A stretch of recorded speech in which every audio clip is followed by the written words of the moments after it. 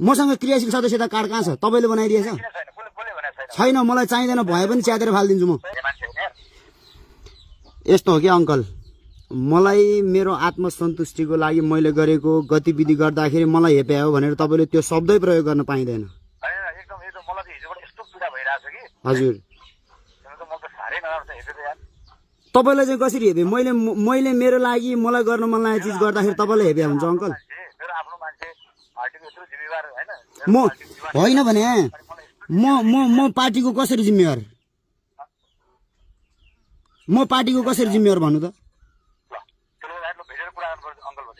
होइन, तपाईँले यो कुरा चाहिँ फिर्ता लिनुपर्छ है अङ्कल। यो शब्द, यो बोली चाहिँ फिर्ता लिनुपर्छ। तपाईँले मसँग सुन्नु न, तपाईँले मसँग यो कुरा गर्न मिल्दैन कि तपाईँले पाउँदैन पनि। सुन्नु, यो तपाईँले मलाई यो थर्काउने भाषा प्रयोग नगर्नु। यो कुराले तपाईँलाई नै हानि गर्छ, मलाई केही गर्दैन अङ्कल। तपाईँले सुन्नु, तपाईँले अङ्कल सुन्नु, तपाईँले धादिङ जिल्लाभरिको जोसुकैसँग जुनसुकै शब्द प्रयोग गरेर धम्किदिनु, मलाई यो शब्द नबोल्नु होला। तपाईँलाई भेट्दाखेरि पनि यसको जवाब दिन्छु म।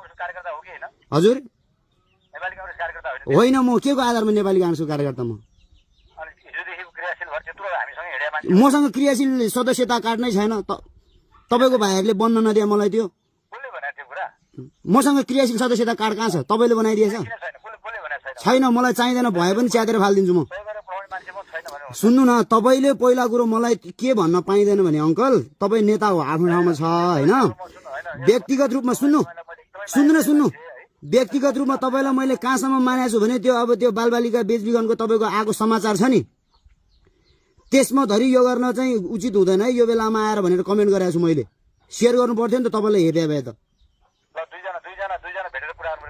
मलाई तपाईँले यो गरे चाहिँ अब हेप्या हो भनेर भनेको कुरो चाहिँ मन पर्दैन है अङ्कल। धादिङ जिल्लाभरिमा तपाईँले जोसुकै कार्यकर्ता जोसुकैलाई भन्नुहोस्, मलाई नभन्नुहोस्। मलाई यो भनेर तपाईँलाई हुने हो घाटा। म घरमै हो। हजुर, हस्, त्यो चाहिँ गर्न पाइयो, त्यति चाहिँ भन्न पाइयो। हस्, अब म जब केही न केहीको अब म न नेपाली काङ्ग्रेसमा मेरो केही हैसियत हुनु न के म जबले मेरो मनमा लागेको कुरो मलाई गर्न मन लागेको चिज गरेर हिँड्दाखेरि मलाई हेपेको यता भन्नु त मलाई दुःख लाग्छ नि त अङ्कल। त्यो चाहिँ भन्न पाएँ।